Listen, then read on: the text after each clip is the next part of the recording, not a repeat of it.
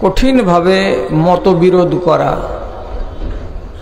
বর্তমান জামানায় দিনের কিছু ক্ষুদ্র মসলা মাসাইলকে নিয়ে বেশি বেশি করে বাড়াবাড়ি করা, এই বিষয়ের উপরে আপনাকে আলোকপাত করতে হবে।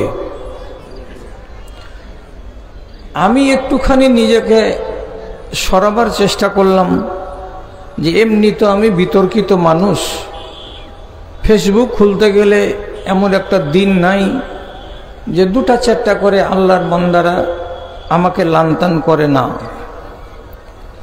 তো ওই নিয়ে পরোয়া করি না, যেহেতু কমিটি আমাকে ডেকেছেন বলে এটাকে মেনে নিয়েছি এবং মেনে নিয়ে খুব তাড়াহুড়ার মধ্যে যেটুকু আমি তৈরি করতে পেরেছি সেটুকু আপনাদের সামনে ব্যক্ত করার চেষ্টা করছি।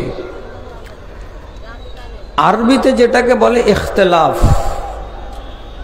সেটাকে বাংলাতে বলে মতবিরোধ। এটা দিনের বিষয় হতে পারে, এটা দুনিয়ার বিষয় হতে পারে। দুনিয়ার বিষয়ে যদি মতবিরোধ হোক তো হোক, হাজারবার হোক, অসুবিধা নেই।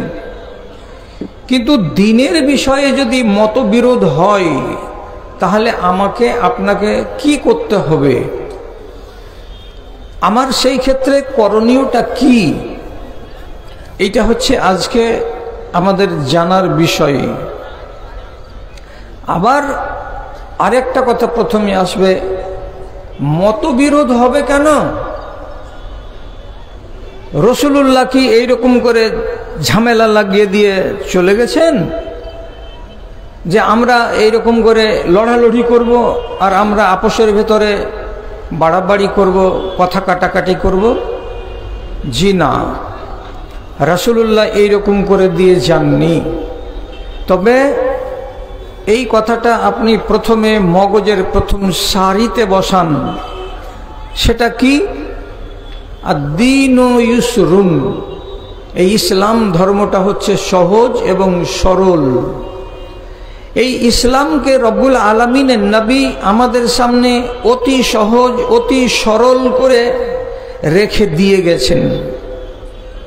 সহজ সরল করতে গিয়ে একটাই আমলকে কোনোবার দেখবেন দুই রকম করে করা যায়, একটাই আমলকে কোনো কোনো ক্ষেত্রে দেখতে পাওয়া যাবে তিন রকম করে করা যায়।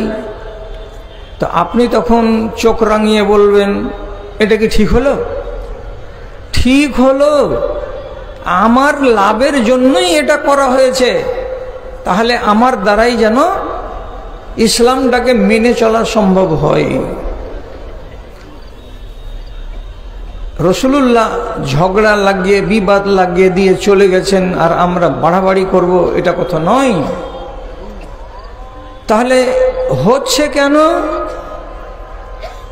হচ্ছে সাহাবীদের যুগে হয়েছে এবং নবী করিম সাল্লাল্লাহু আলাইহি ওয়াসাল্লামের জীবদ্দশাতে হয়েছে, তাবেঈনদের যুগে হয়েছে। আর এই ধারা চলেই আসছে। আজ 1450 বছর অতিক্রান্ত হয়ে এ যুগেও চলছে। এ ধারা বন্ধ হবে না। কেন? ঘটনা নতুন নতুন ঘটছে এবং এই নতুন নতুন ঘটনাকে যখন মানুষ ঘটিয়ে দিচ্ছে তখন মশলা জানার প্রয়োজন পড়ছে। আর মশলাকে জানতে গিয়ে মূল হাদিস আর কোরআনের দিকে নজর নিয়ে গিয়ে তার উপরে ভিত্তি করে রায় দান করতে হচ্ছে। ওর ভিত্তিতে রায় দান করতে গিয়ে আমার দৃষ্টিভঙ্গি এক, আপনার দৃষ্টিভঙ্গি আর এক। তখন আপনি বলছেন আপনার দৃষ্টিভঙ্গিতে, আমি বলছি আমার দৃষ্টিভঙ্গিতে, তখন মশলাটা দুই রকমের হয়ে যায়। এগুলো তো বড় মশলা নয়, এগুলো তো ছোট মশলা।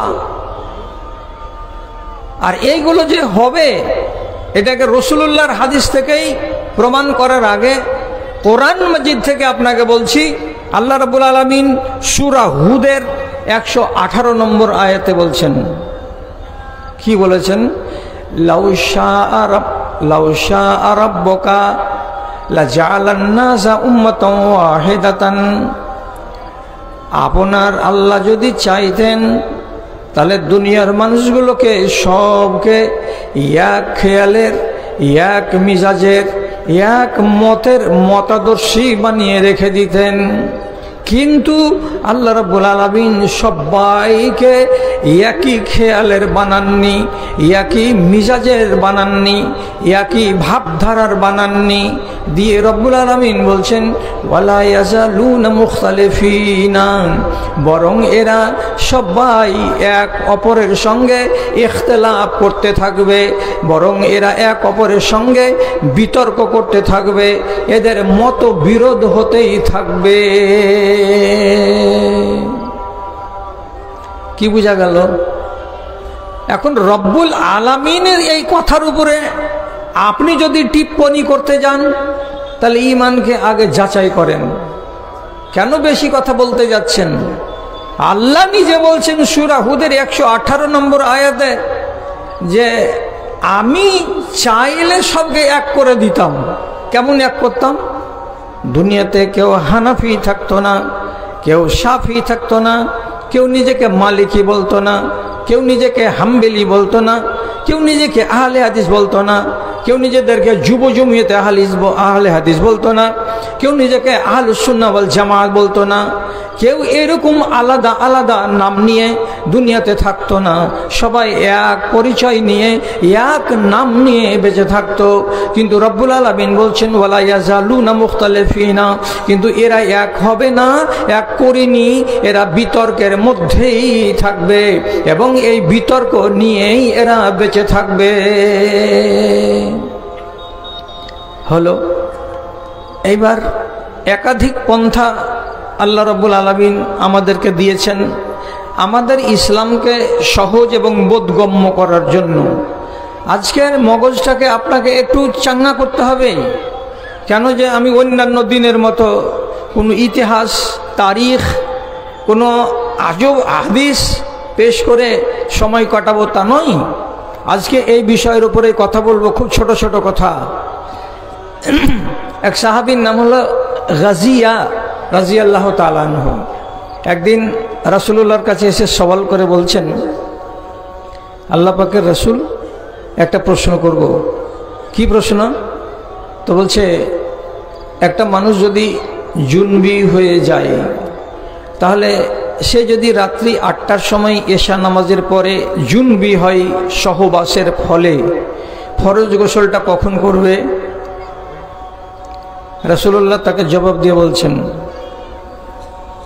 ও যদি শুয়ে যায় তাহলে যখন ঘুম ভাঙবে রাত্রি 2:30-3টার সময়, তখন সে নিজের ফরজ গোসল করবে। ও যদি মনে করে এক্ষুনি পাক হয়ে যাব তো এক্ষুনি সে পাক হয়ে যাবে। অতএব ফরজ গোসল করার ব্যাপারে এত তাকে পাবন্দি দেওয়া হয়নি, শক্ত করা হয়নি। যখন সুযোগ পাবে তখন সে নিজের পবিত্রতা অর্জন করে নেবে। যদি আল্লাহ তাআলা বলতেন এখনই তুমি সহবাস করে জুনবি হয়েছ, এখনই আগে গোসল করো, তাহলে আপনি ঠেলায় পড়তেন। রাত 8টাতে অপবিত্র হয়েছি, তো রাত 8:30টার মধ্যে আমাকে গোসল করতে হবে। তাহলে এই কানুন যদি নবীজি করে দিতেন তাহলে পরে আমি বিপদে পড়তাম। খুলে রেখে দিলেন কত দূর পর্যন্ত? তোমার দ্বারাই যেন নামাজ নষ্ট না হয় তার আগে পর্যন্ত তোমার ইখতিয়ার থাকলো। তাহলে রাসূলুল্লাহ কি করলেন? মশলাটা আমার আপনার সুবিধার জন্য বাড়িয়ে দিলেন। দুই রকমের পন্থা যদি না দিতেন আমার উপরে জটিলতা আসতো। কথা হয়তো বুঝাতে পেরেছি।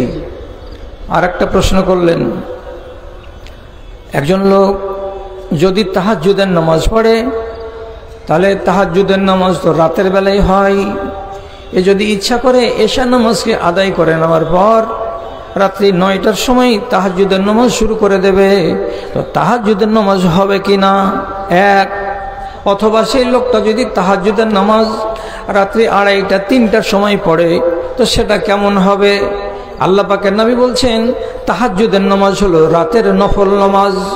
তোমার জন্য সুবিধা যদি হয় এই রাত্রিতে এখনই পড়ে নাও, আর তোমার জন্য যদি সুবিধা হয় ওই রাত্রিতে, তাহলে তুমি শেষ রাত্রিতে নামাজ আদায় করে দাও। এখন আপনি বলেন, ঝগড়া করবেন?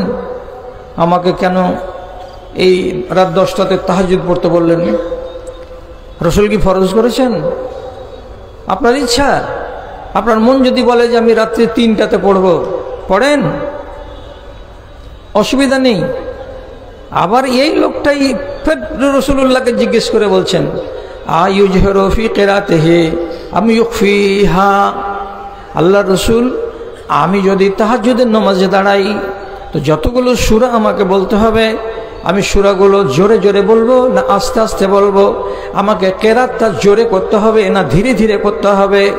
নবী করিম সাল্লাল্লাহু আলাইহি সাল্লাম বলছেন, তোমাকে যদি ভালো লাগে জোরে জোরে কেরাত করা তো জোরে জোরে কেরাত করো, আর তোমাকে যদি আস্তে আস্তে কেরাত করা ভালো লাগে তো আস্তে আস্তে কেরাত করো এবং তাহাজ্জুদের নামাজ আদায় করো। মুসলিম শরীফের হাদিসটা দিয়ে কি বোঝাতে চাইলাম? নিয়মটা কটা করা আছে? 2টা। কেন আল্লাহ তাআলার নবী কাজ করলেন? আমার সুবিধার জন্য। কেন? যে দিন ইসলাম হলো সহজ সরল, একে নিয়ে বেশি বাড়াবাড়ি করতে যেও না। বাড়াবাড়ি করতে গেলে গলাতে তোমার কি হবে? রশি লেগে যাবে, পেঁচিয়ে যাবে, তুমি বিপদে পড়ে যাবে।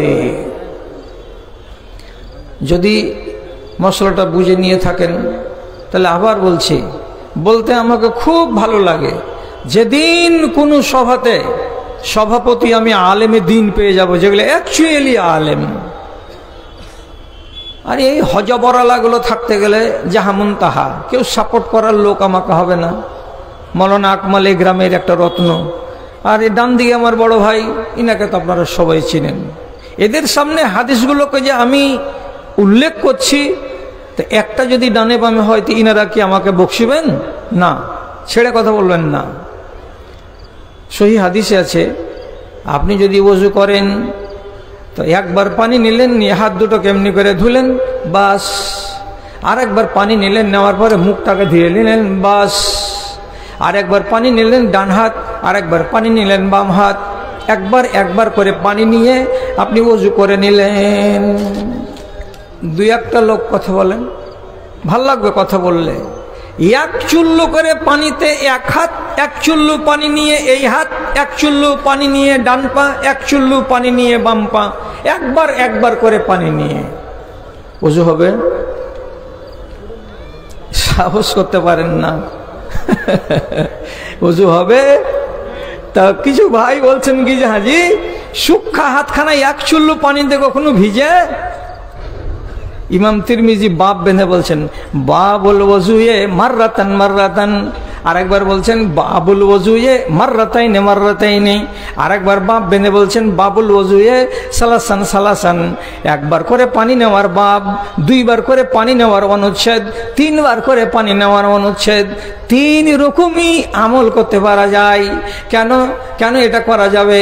আপনি যদি গোসল করে এক্ষুনি বের হন আর আপনার শরীর যদি কাঁচা কাঁচা হয়ে থাকে, পানি লেগে থাকে, তাহলে এই রকম শরীরে যখন ওযু বানাবেন তখন এই একবার পানি নিতে গেলে আপনার হাত ধোয়া হবে না? হবে না? মাথা খাটান।